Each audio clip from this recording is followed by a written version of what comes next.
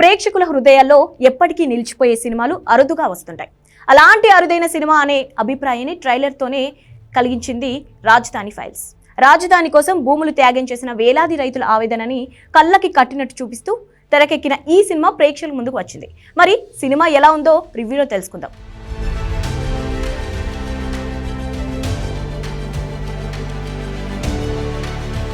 అరుణాప్రదేశ్ రాష్ట్రంలోని ఐరావతి ప్రాంతం ఏడాదికి 2-3 పంటలు పండే అద్భుతమైన వ్యవసాయ భూమిని కలిగి ఉంటుంది.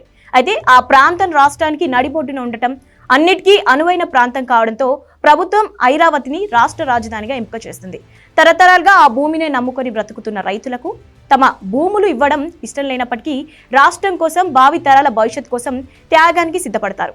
విశ్వనగరం లాంటి రాజధాని నిర్మాణం జరిగితే ఎన్నో కంపెనీలు వచ్చి రాష్ట్రం అభివృద్ధి చెందుతుందని, యువత భవిష్యత్తు బాగుంటుందని ఎంతో సంతోషంగా భూములు త్యాగం చేస్తారు రైతులు. రాజధాని నిర్మాణ పనులు వేగంగా జరుగుతుండటంతో తాము కలలు కన్న రాజధానిని త్వరలోనే చూసుకోబోతున్నామని రైతులు ఎంతో ఆశగా ఎదురుచూస్తుండగా కొత్త ప్రభుత్వం వచ్చి వారి ఆశలపై నీళ్లు చల్లుతుంది, వారి త్యాగాన్ని వృధా చేస్తుంది.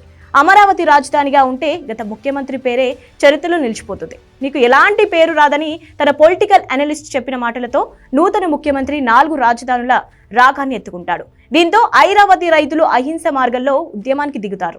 ఆ ఉద్యమాన్ని అణచడానికి సీఎం, అతని అనుచరగణం చేయని దుర్మార్గం ఉండదు. ఆ దుర్మార్గాలను తట్టుకొని రైతులు ఎలా పోరాడారు, ఆ పోరాట ఫలితంగా ఐరావతి రాజధానిగా ఉందా అనేది సినిమా చూసి తెలుసుకోవాలి.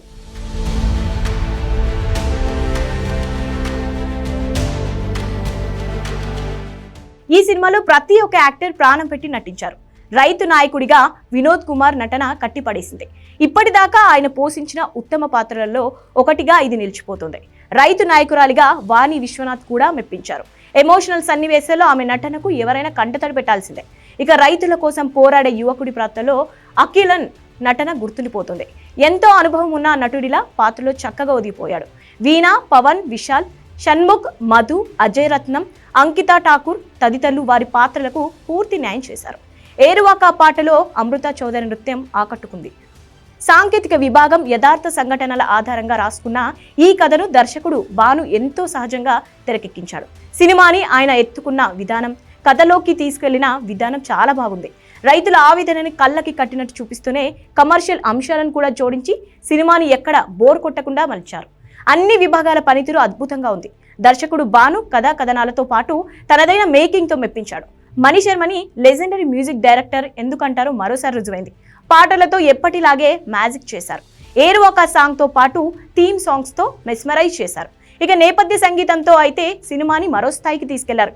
ఈ కథలో ఎంత నిజాయితీ ఉందో రమేష్ కెమెరా పనితనం అంత సహజంగా ఉంది. దర్శకుడి ఆలోచనకు తగ్గట్టుగా రైతుల ఆవేదనను కెమెరాలో చక్కగా బంధించారు.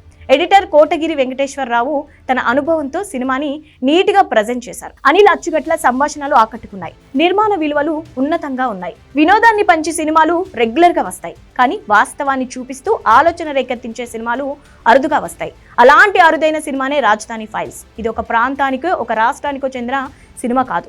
భాష, ప్రాంతంతో సంబంధం లేకుండా అందరినీ కదిలించే రైతుల త్యాగానికి, వారి ఆవేదనకి సాక్ష్యం ఈ చిత్రం.